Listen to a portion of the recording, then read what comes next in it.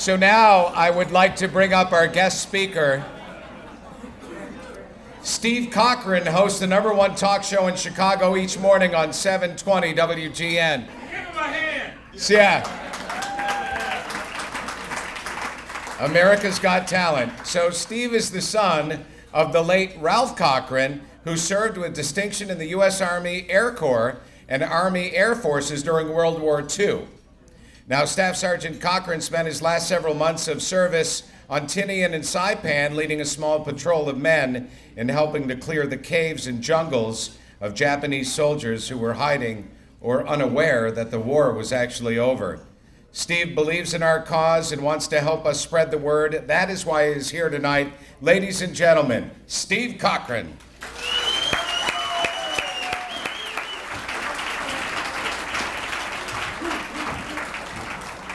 Thank you. Thank you. How is everybody? Where's the guy, the one White Sox fan who said he wanted the Cubs to lose? It's 108 years, dude. At this point, that's like kicking a baby, learning how to walk. I mean, come on. How about those Cubs? How many of you are still in sort of a state of disbelief? You don't believe you actually saw it. You've seen Jack up here a couple times tonight. Jack, if you don't mind, stand up. Jack, as far as I'm concerned, is Joe Madden's younger, better-looking drummer. Check that out.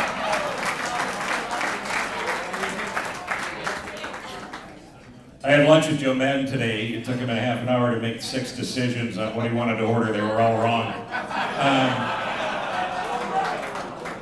Oh yeah, like you were thinking the same thing on your couch last night. I am a blessed guy, though. I was friends with Ron Santo for many, many years. And I think a lot of people forget how bad it got for the Cubs. Santo used to butt dial me from heaven. The phone would ring and I'd hear, Jesus Christ! Turns out it was Jesus Christ. And I said, is that Ron? He said, yeah, it's the Cubs. He goes, yeah, it's above my pay grade. You got to talk to my dad. But it happened. It happened. The Cubs actually won the World Series. Are you kidding me?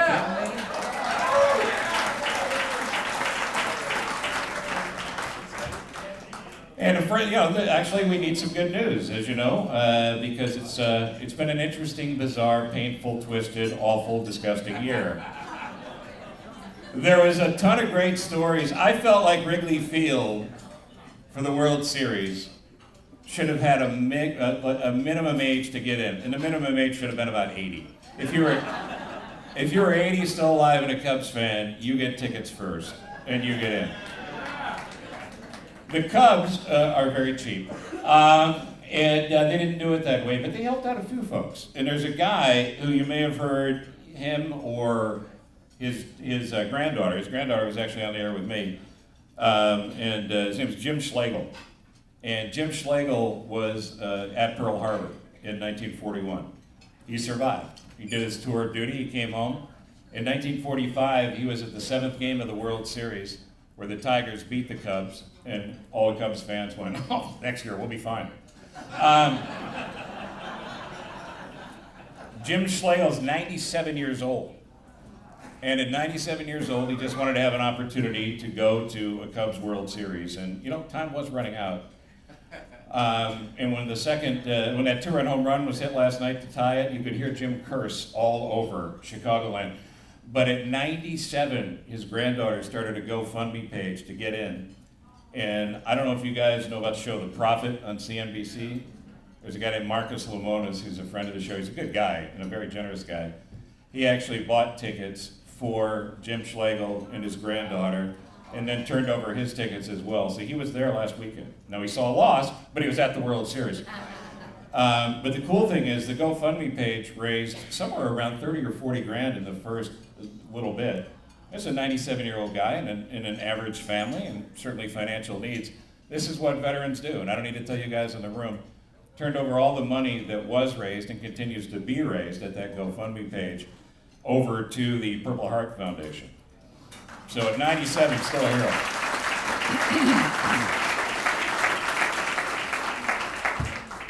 So yeah, my point is we need some good news because the election's Tuesday. And I don't know if you heard, Hillary's a Cubs fan. They ran some medical tests on her. She's actually allergic to the truth. She breaks out in hives. That's why she wears the pantsuits. I'm not making that up. It's true.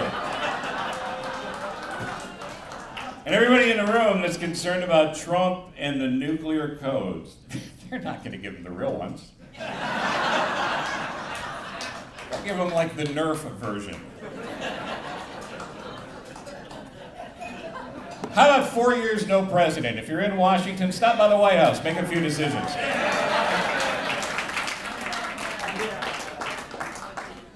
You heard a little bit about my dad in the introduction, Ralph Cochran, and then isn't that a perfect World War II name, Ralph? Ralph, that's a man's name. Ralph Cochran was 40 years old when I was adopted, and he was a man of few words. I actually never met him. No, he didn't talk a lot. But we talked about this at lunch when we were talking about this event tonight, and it's not something that really isn't true of any series of vets from any conflict. But I loved as a kid being able to sneak around and listen to my dad and his buddies talk about what they did. And it filled me with a sense of patriotism, and it's not something he shared with me. And any of you who know vets, you know that vets are most comfortable talking to each other. So what brings me here tonight is not just a love of this place. It's my golf club, by the way. How about a hand for this White Eagle Golf Club? But I've talked to many people about this. I never had the opportunity to serve, never took the opportunity to serve, and I feel like I need to pay it forward. And I don't need a pat on the back for that. I just think anybody in my position, well, Scott's a perfect example. Anybody that's got a microphone, you need to step up and you need to do the right thing and you need to provide publicity as much as possible for any organization that you feel like is getting it done. And I know Jack, I know Pat, I know Brendan, I know these guys on the golf course. I know who they are as people. And it's a testament to how full this room is. Now, I know half of you here tonight really are just beginning to get an understanding of what this is. So I'm asking you before the night is over to make a commitment to yourself, to your spouse, to take the message that you hear tonight and go out and spread it. And we'll get into that in just a second because I want to make sure we get to the auction and take more of your money. So, but you should be proud of yourselves for being here tonight. So I want to do a couple of things. Give yourselves a round of applause.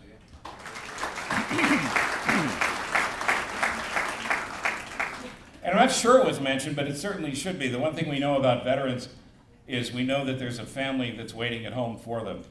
And for every mom and dad that's got a kid that's serving or has served, for everybody that's got a husband or a wife that's served, a brother, a sister, an aunt, or an uncle, the phone rings, and you always have a little bit of question about whether or not it's going to be a good phone call. It's scary stuff. And for months at a time, you might not even know where they are because they can't tell you. Those are the heroes that are down the block, around the corner.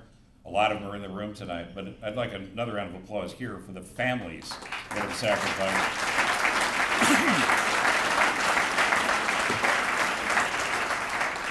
And it only sort of relates to what goes on at Naperville Responds, but if you know of a military family, the holidays coming up, if you know of a military family in your neighborhood, they're generally not the folks that go, hey, could I borrow a 20? So maybe see what they're doing for Thanksgiving. Maybe see if you can make a run to the grocery store for them. You know, you got a mom, there's so many moms in particular that have little kids and dads on the other side of the world. Invite them over for dinner.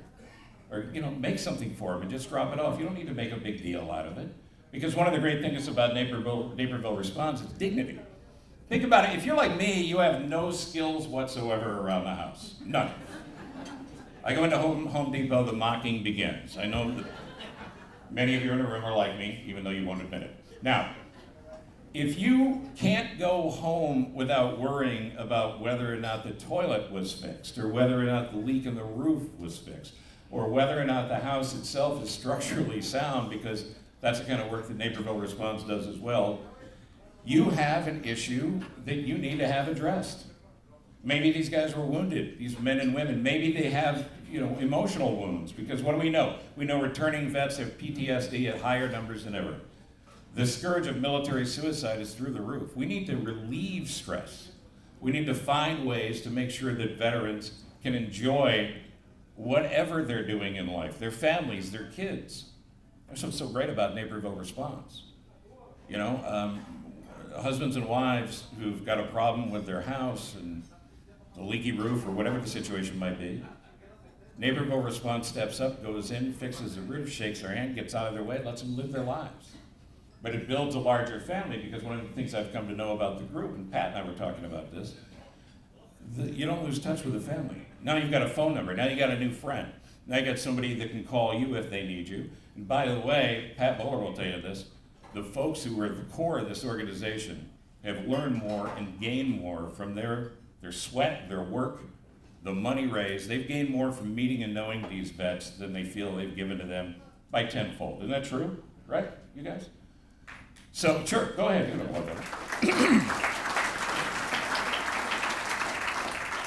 So it's about dignity, it's about comfort, it's about stress relief, it's about family support, and it's about taking an organization that's pretty smart, because there's three types of military charities. There's really three types of any charities. There's the big and the middle and the little. And the big charity in military terms is like a USO. Huge, huge event. A medium-sized charity, though it gets bigger every day, that does great work, is Fisher House. If you're not familiar with Fisher House, I think Ronald McDonald House for VA hospitals, where military family members can stay when they're with a loved one. The great thing about what Naperville Responds does can kind of be summed up in a story that was told to me by somebody else. A friend of mine was a substance abuser for a long time. He got clean, and in getting clean, he heard a story from someone else that I think applies to all of us. We're all ready to bitch about anything going on in the world, but we don't look at our own lives that closely. And it goes to this election, it goes to this cause, it goes to all of it. So he tells a story about someone who was new to the program.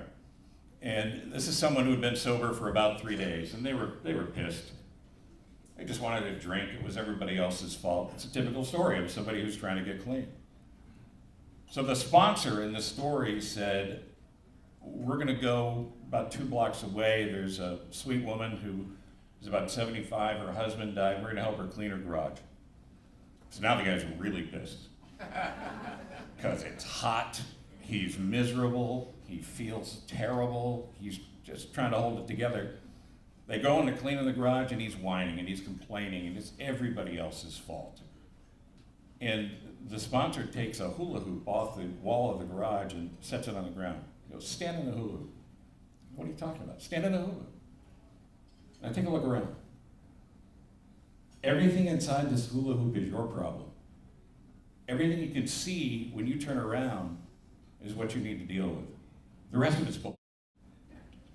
If we took the time to focus on what you could feel in the hula hoop and see from the hula hoop, the whole world gets better. You know, worried about who's going to be the next president. I can tell you right now that Hillary Clinton and Donald Trump are not going to bed tonight wondering who's going to fix a veteran's house.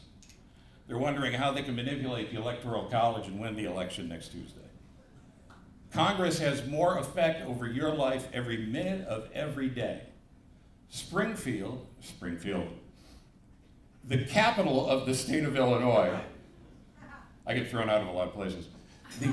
The capital is a hot mess. And this is why it's a bipartisan problem, right? I mean, you can think the Democrats are a mess in Washington, the Democrats are a mess here. I can tell you the Republicans are no better. I know, I deal with them all the time. We need less of that. We need more good people who are going to help vets build homes and find people, whether they're military service people or not, who can run, win elections, and change things. It's time to stop going, I'm a Republican and they're all wrong. I'm a Democrat and they're all wrong. You know what? The far right and the far left are not the solution, they're the problem. Everything in the middle where we all live, everything in the middle is where the solutions are. In the middle is that hula hoop, the hula hoop I was talking about. So how do you affect change? Well, there's ways that you can actually, you don't need to have the #1 talk show in Chicago. I can't believe you people bought that. Oprah comes back, I'm out of business. I'm telling you right now. But we are #1 and we have a huge audience. And for that reason, I am thrilled that I'm able to use my big mouth to talk about groups like you guys. Because there's 3 ways to spread the word. Now, I am 55 years old. I know I look younger. What are you guys getting, kind of a Billy Joel thing?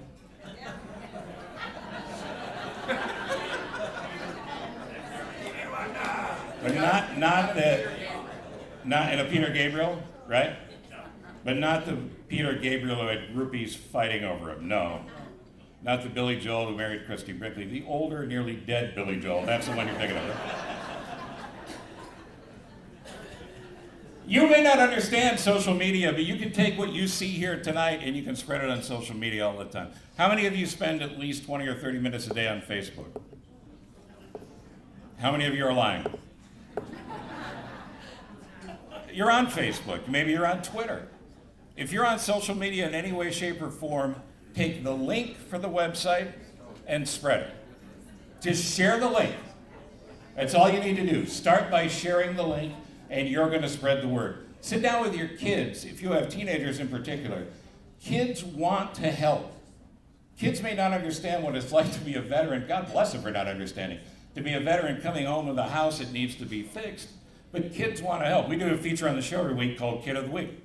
And it's just good news stories about kids. And I'm amazed at what kids will do. But you have to teach kids how to do the right thing and how they can help. So if you don't understand social media, please, it's not your fault. Just sit down with your kids and go, can you share this? Can you put this on Facebook? Can you tell me how many people are going to see this? Share the link for the website. Let people click on it. Send it to your friends and tell them that you're sending it to them. And ask them to open it and take a look. Another way you can get the word out is in-person contact. Because when you leave here tonight, and over the weekend, whatever you're doing, you're running into people, maybe you're going to the Cubs parade tomorrow. Yeah, just another Cubs World Series parade. You need to remember what you did here tonight, and you need to go out and you say, I heard about the coolest organization. And you should just take a look at it and tell them about the website or hook them up with any of the folks from here. Or say this, say, listen, we have to do that. You got a MacGyver in your life? I was talking about my dad again. My dad could fix anything with like a paperclip, right? I'm the idiot, he never taught me anything, but he could fix anything. Everybody knows somebody like that in their life. I don't know a handyman in the world that doesn't get the greatest joy over taking people like me and making us look silly. So why wouldn't the handyman that you know maybe be interested in stepping up and doing this? Maybe because they don't know. It's another way you can possibly help. So preach it. Give them the sermon a little bit. When you leave here tonight, take the program, look at the sponsors in the program, and think about people in your life that you can share this message with. And the other way is kind of a 6 degrees of separation thing. Everybody here knows somebody in a positions of influence. Maybe it's not Scott McKay and his date Pat. Maybe it's not those two. But you know me now, you know Scott. You have an opportunity to exploit both of us in all the right ways. We're going to be talking about Naperville Responds in a week, but as you know, if you're paying attention tonight, this is an organization that is so fine-tuned, that local aspect, that you want to handle everything within, what's the radius? I forgot what you guys told me. 20 miles. Yeah, 20-mile radius. And there's still veterans who, as we've discussed, we have to find. We have to find because they're not asking for help. So I'll publicize it, Scott will continue to publicize it, but you can do the same. Alan Kraszewski from Channel 7. Maybe some of you bumped into Alan at the Jewel. He's a Naperville guy. You run into people all the time who have access, who have an audience, whatever that audience is. Tell them about Naperville Respond. And people go, I don't know, yeah, it's nice, but I feel funny talking about it. Well, you're going home to a house tonight that doesn't have a leaky roof. And hopefully you didn't have to serve. And if you did, I thank you every minute of every day. It's the least we can do. It's a minimal way of paying it forward. So here's my challenge. My challenge to you is, whether you know somebody, whether you're willing to give the sermon, or whether you're willing just to get on social media and share it, and just share it with your friends, I want you to think of two people after you leave tonight that you're going to tell about this organization. Just two. And if you take a look at the website, which they've done a great job with, you can volunteer. If you have any skills, certainly, you can go out and help them find other partners that can contribute services. And you can certainly, write a check if that's appropriate for you. But we all need to step up. It's the minimal thing we can do, and it's another way to pay it forward and pay it back. We are so blessed to be here and not there, and there is everywhere else in the world.